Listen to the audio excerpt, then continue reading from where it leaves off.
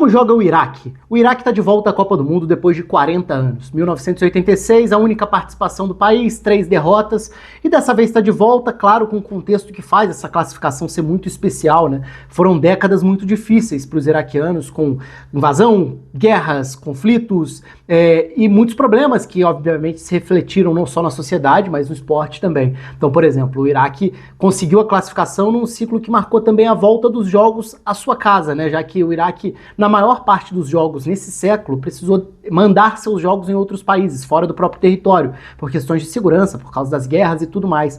Então, claro que tem componentes muito importantes nessa volta a uma Copa do Mundo.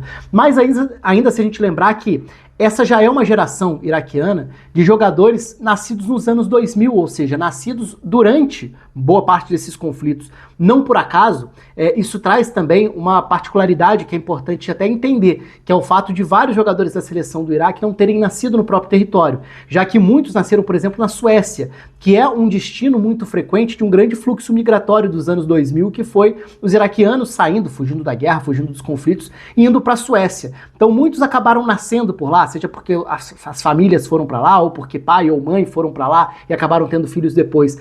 E isso gera até algo muito curioso nessa atualidade, que não é uma particularidade do Iraque, a busca por jogadores que estejam elegíveis para sua seleção. Já falei sobre isso em vários vídeos aqui da série. Mas no caso do Iraque especificamente, tem várias disputas entre Iraque e Suécia por jogadores de seleções de base da Suécia, por exemplo, e o Iraque tentando fortalecer a sua seleção de última hora para a Copa do Mundo. Mas é importante pontuar isso, até para deixar claro que não é uma questão de tá tentando naturalizar de forma artificial a sua seleção para se fortalecer. Não, tá indo atrás de laços com o próprio país.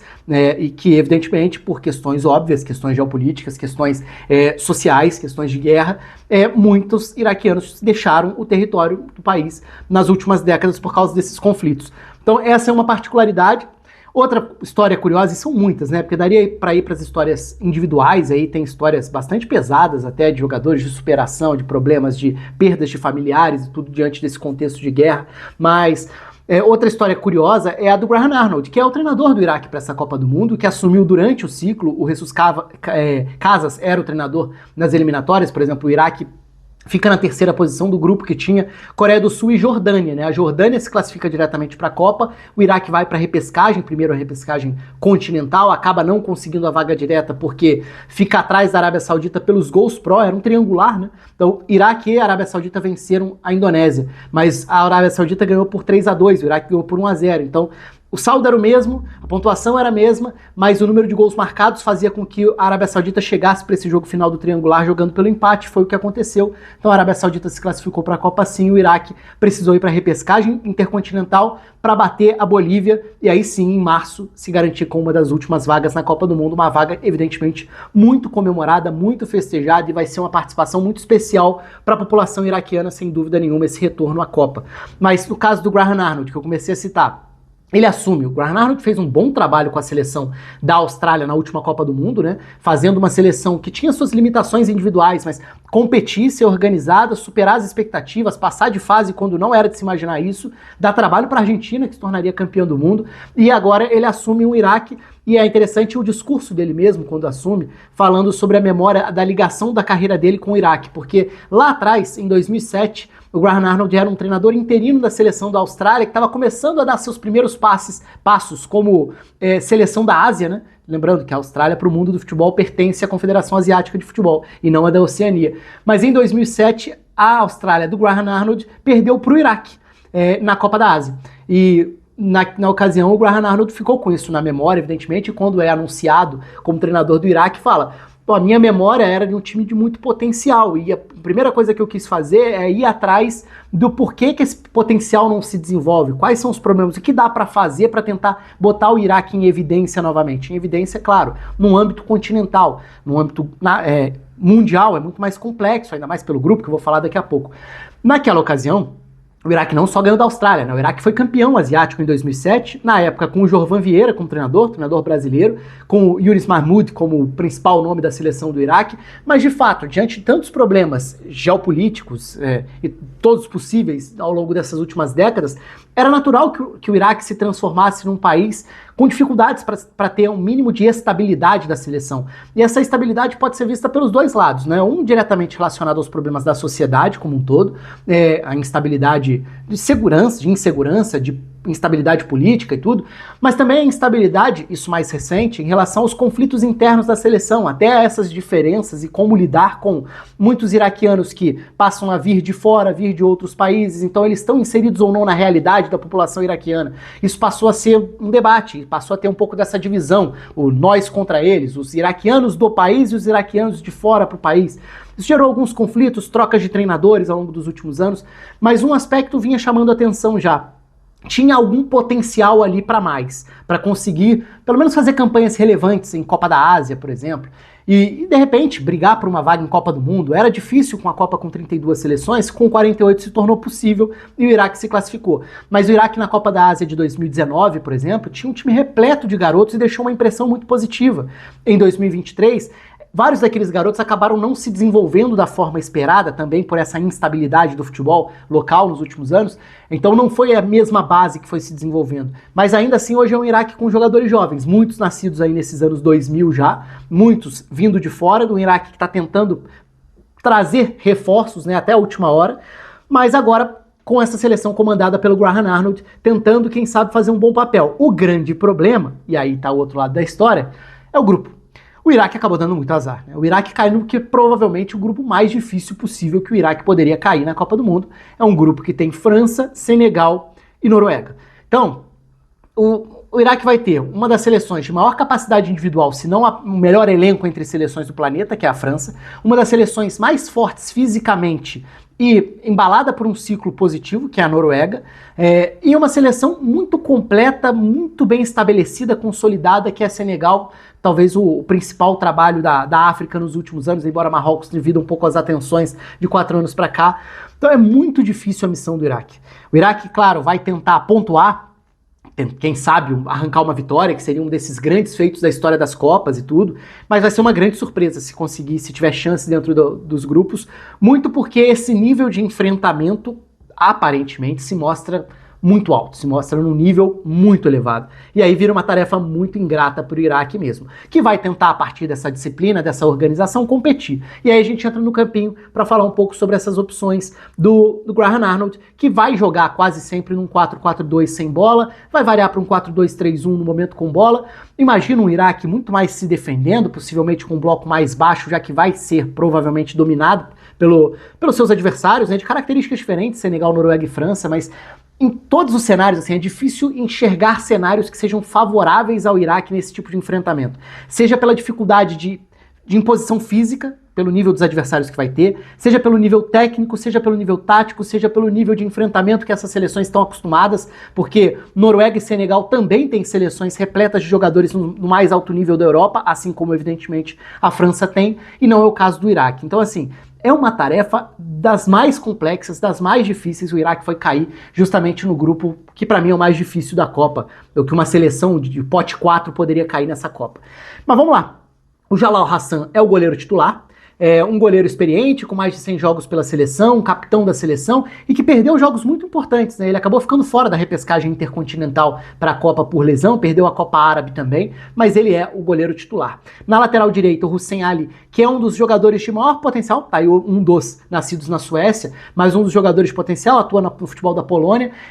Esse é um jogador que já mostrou qualidade na seleção principal do Iraque, fazendo esse corredor direito.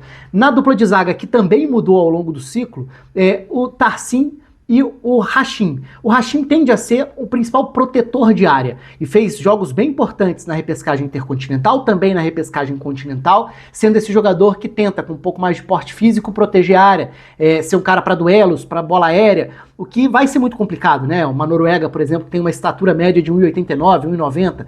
Não é fácil lidar com essa proteção de área contra a qualidade de um ataque da França, contra a qualidade de um ataque de Senegal. É complicada essa missão. Mas o Hashim tende a ser essa peça bem importante protegendo o centro da defesa.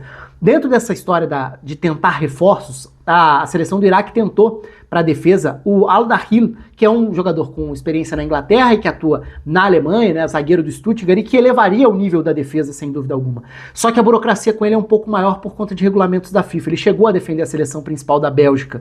Então, por mais que o Iraque tente nos tribunais reverter isso, virou algo para muito provavelmente pós-Copa. E mesmo assim, de solução não tão simples. Então, é uma das tentativas, tem outra, daqui a pouco eu vou falar também sobre o Cassim, que é uma alternativa que pode chegar de última hora para o Iraque nessa Copa do Mundo. Lembrando, eu estou gravando os vídeos antes das listas oficiais, mas para a zaga, se o Al-Dahil se naturalizasse, né, conseguisse essa naturalização, essa transferência de nacionalidade pela FIFA, seria uma grande notícia para o Iraque, para tentar reforçar esse setor com um jogador de experiência de uma liga importante da Europa. Mas dificilmente vai ser o caso. Então Tahsin e Hashim devem formar a dupla de zaga com o Dosk como lateral pelo lado esquerdo. E aí a gente vai para a segunda linha de 4. Na faixa central, o Cher é um jogador que, desde que conseguiu essa transferência de nacionalidade, tomou conta do setor como um dos meio-campistas ao lado do Al-Amari, que é um meio-campista canhoto dos mais importantes, porque ele tem chute de fora da área, é um batedor de falta, então a bola parada, direta ou indireta, né, cruzamentos para área, escanteios, ele é uma arma importante da seleção do Iraque, que gerou gols assim ao longo do ciclo, ao longo das eliminatórias, e até para acionar na frente também, com passe longo, o Aymen Hussein, que é o grande alvo para essas ligações diretas, que é o centroavantão da seleção do Iraque, foi destaque na Copa da Ásia de 2023, também ele no comando do ataque. Então o Al-Amari tende a ser esse cara do principal passe para uma finalização, cruzamento, bola parada, chute de fora, é um pilar importante desse setor central do 4-4-2, né, os dois volantes ali, com outras opções, né? Zaid Ismail é uma opção de um volante mais defensivo, dependendo do cenário, e o Zidane Iqbal talvez seja o principal nome ali de quem pode trazer qualidade técnica vindo do banco, mas com alguns poréns, porque é um jogador que já mostrou capacidade para ajudar, para acrescentar, ajudar a conectar um pouco os setores, que é um pouco do problema da seleção do Iraque também, né? É uma seleção que muito provavelmente vai passar menos tempo com a bola, mas se quiser ter a bola e trabalhar sem ser de uma forma mais direta para o seu ataque, provavelmente o Zidane Iqbal pode ser um cara vindo do banco. Só que ele perdeu espaço no Utrecht, um jogador que passou por categorias de base do Manchester United, joga no Utrecht, na Eredivisie, campeonato holandês, mas ao longo da temporada ele foi afastado por problemas disciplinares e passou a integrar o time B do Utrecht. Então, é um cara que deixou de ter essa regularidade, essa consistência jogando num nível mais alto na Europa por conta desses problemas, por ter sido afastado. Mas ainda assim é um cara que tende a ser uma peça importante para essa rotação, dependendo da característica, mesmo sabendo que é muito mais provável visualizar ou imaginar o Iraque se defendendo. Aí, até por falar nisso, entra a questão das características dos meias abertos, porque o Iraque tem jogadores de características diferentes para esses lados da segunda linha de 4, mas um deles se difere por ser um jogador que pode ajudar mais no trabalho sem bola, no trabalho defensivo, que é o Bayesh, que pode fazer tanto um lado esquerdo do corredor e aí ajudar a proteger o lado do Dosk, permitindo que o Dosk fique mais junto dos zagueiros, ou seja, protegendo mais o corredor para deixar a primeira linha um pouco mais junta, mais estreita, né, com jogadores mais próximos, para criar menos espaços para infiltrações dos adversários. O Bayesh pode fazer esse papel. Aí você deixa de ter um ponta mais agudo, né, que pode ser um jogador, e aí tem diferentes características. Tem o Farge, tem o Amin e tem o Ali Jassim, que talvez seja o mais habilidoso. Um ponta que pode jogar pela esquerda, destro, trazendo para dentro, ou pode jogar pela direita, levando para o fundo para tentar puxar contra-ataques, conseguir um cruzamento para dentro da área, mas aí vira uma questão de opções. O Ali Jassim já foi usado pelos dois lados, o Farge já foi usado pelos dois lados também. Então é uma questão de escolhas do Graham Arnold para ver como vai ser essa distribuição dos meias abertos da segunda linha de 4, sabendo que muito provavelmente eles vão precisar passar boa parte do tempo defendendo, nessa ajuda defensiva. Até por isso tem uma variação que eu vou falar já já, mas aí a gente precisa entrar na dupla de ataque, que geralmente tem um centroavantão e um segundo atacante mais móvel que se movimenta para gerar apoio, e que geralmente é o Al-Hamadi. O Al-Hamadi, que é um jogador que atua na Inglaterra, mas no Luton Town, na League One, na terceira divisão inglesa. Então, de novo, né, a gente não está falando nem perto da elite do futebol europeu da primeira prateleira, das grandes ligas. Mas é um jogador que ainda assim é importante no comando do ataque, por mais que o Iraque possa variar também. O Aymen Hussein, como falei, é o centroavantão, o homem-gol, o cara que é o alvo para as ligações mais diretas, seja um passe que vem desde a defesa para ele sustentar, ganhar pelo alto, que também não é uma tarefa fácil contra defensores dessas seleções que estão no grupo, porque são defensores muito fortes fisicamente, mas o Aymen Hussein é uma peça fundamental, um dos grandes artilheiros históricos da seleção, mas tem o Mohamed Ali também. O Mohamed Ali, se o Aymen Hussein foi destaque na Copa da Ásia em 2023, o Mohamed Ali foi um destaque da Copa da Ásia de 2019 entre aqueles garotos que pareciam ter potencial. Muitos deles acabaram não tendo continuidade na seleção, mas o Mohamed Ali já é um dos artilheiros importantes, ainda novo, mas tem tudo para ser um dos grandes artilheiros históricos da seleção do Iraque, porque tem muito tempo para jogar pela seleção ainda. E ele pode ser uma alternativa ao Ayman Hussein ou jogar junto com dois centroavantes, aí se quiser ter dois alvos para saídas mais diretas, para preencher a defesa, para tentar ter alvos para cruzamentos, dependendo de como tiver a circunstância do jogo, é uma alternativa que o Iraque tem também. Mas outra alternativa é, em vez de ter dois atacantes, mesmo que um seja um segundo atacante, no caso, por exemplo, do Al-Hamad ou do Jacob, que também já foi utilizado ali, o próprio Bayesh já foi utilizado como um meio-campista à frente dos dois volantes, o que na prática é um terceiro meio-campista, reforçando a faixa central e permitindo ter dois jogadores mais agudos pelos lados. E aí pode ser o Ali Jassim por um dos lados, com o Fard ou o Amin do outro, e ter um meio-campo com duas saídas em velocidade, além da referência no ataque, sem perder um terceiro meio-campista marcador. Então o Bayesh acaba sendo um jogador que pode tentar dar um equilíbrio defensivo maior para uma seleção que tende a ser atacada mais vezes e que tende a sair para o jogo de uma maneira mais direta. Enfim, não é uma missão fácil para o Iraque, principalmente pelo grupo que está. Se fosse um outro grupo, acho que poderia tentar competir, no sentido de, quem sabe fazer um jogo duro, quem sabe conseguir uma vitória contra um adversário que pudesse ter um nível mais parecido. Nesse caso, o Iraque chega à Copa claramente estando numa prateleira bem abaixo dos demais três que estão no grupo. Isso inviabiliza um grande resultado? Não, claro que não. A história das Copas está aí recheada de grandes episódios, grandes capítulos. Vamos ver o que o Iraque consegue apresentar na Copa do Mundo. De qualquer forma, não deixa de ser um retorno muito importante à Copa, especialmente para um país que vai valorizar tanto a oportunidade de estar nessa Copa, de empurrar a sua seleção depois de décadas tão complicadas, tão conturbadas. Um abraço para todo mundo e até a próxima.